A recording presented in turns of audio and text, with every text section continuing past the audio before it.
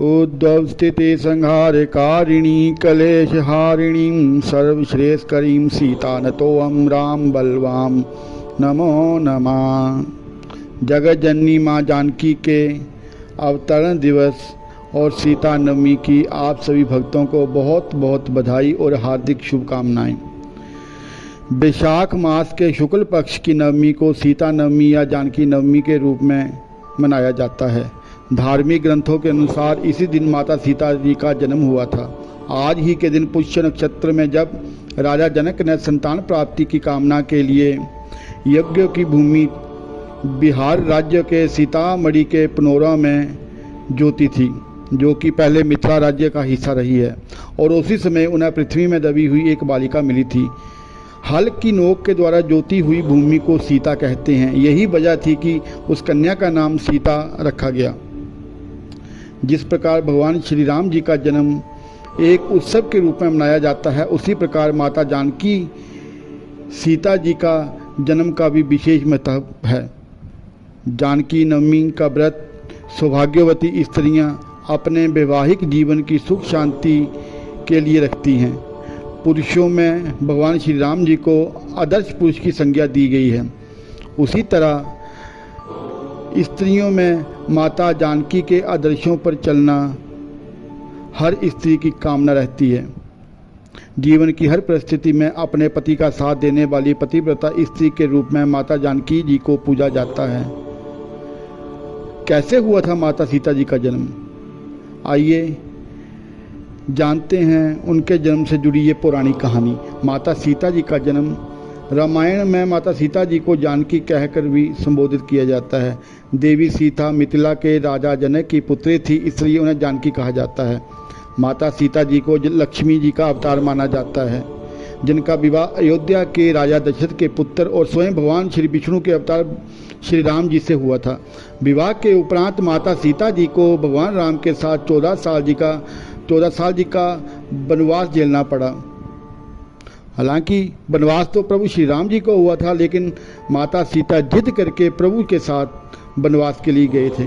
हालांकि माता सीता के जन्म को लेकर कई पौराणिक कथाएं प्रचलित हैं, जिनके अनुसार कहा जाता है कि देवी सीता राजा जनक की गोद ली हुई पुत्री थी, जबकि कहीं कहीं इस बात का भी जिक्र मिलता है कि माता सीता लंकापति रावण की पुत्री थी। ऐसे में ये सवाल उठता है कि आखिर माता सीता का जन्म कैसे हुआ था। तो चलिए आज इसी बात के ऊपर चर्चा करेंगे, जिसके ऊपर माता सीता जी के जन्म के ऊपर हमारे पुराणों में शास्त्रों में दो तरह की कथाएं सुनी जा सकती हैं। माता सीता जी का जन्म और उससे जुड़ी पहली पौराणिक कथा ये है कि वाल्मीकि रामायण के अनुसार एक बार मिथिला में पड़े भयंकर सूखे से राजा जनक बेहद परेशान हो गए थे। तब इस समस्या से छुटकारा पाने के लिए वो एक ऋषि के पास गए। तब उन ऋषि ने उनको बंजर जमीन के ऊपर हल चलाने का सुझाव दिया। उस ऋषि के सुझाव के उपरांत राजा जनक ने यज्ञ करवाया और फिर बंजर भूमि के ऊपर हल जोतने लगे। तभी उन्हें मिट्टी में लिपटे हुए सोने के बक्से में एक सुंदर कन्या मिली। राजा जनक की कोई संतान नहीं थी, इसलिए उस कन्या को हाथों में लेकर उन्हें पिता प्रेम की अनुभूति हुई। वो उस पुत्री को गोदी में लेकर इस तरह खिलाने लगे जैसे वो पुत्री उन्हीं की हो। राजा जनक ने उस कन्या को सीता नाम दिया और उसे अपने पुत्री के रूप में अपना लिया।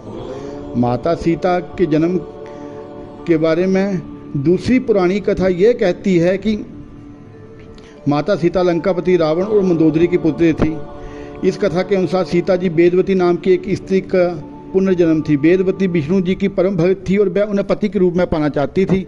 इसलिए भगवान विष्णु को प्रसन्न करने के लिए वेदवती ने कठोर तपस्या की।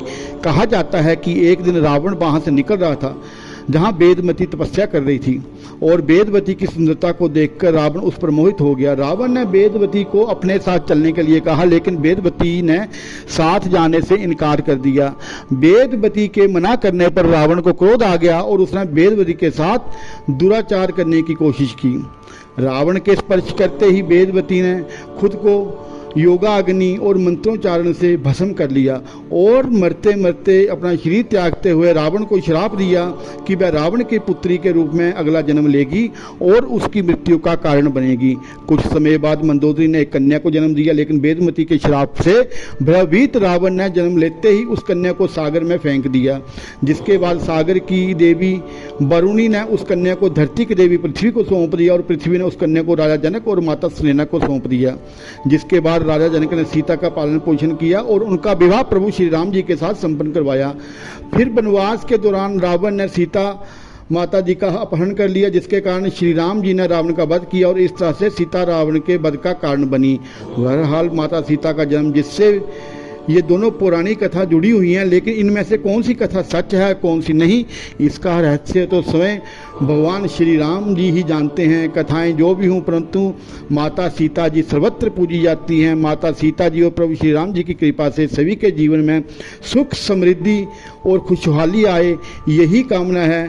माता सीता जी का, प्रभु श्री राम जी का, प्रभु श्री हनुमान जी का आशीर्वाद हम सब भक्तों पर यूं ही बना रहे, उनका स्नेह यूं ही बना रहे।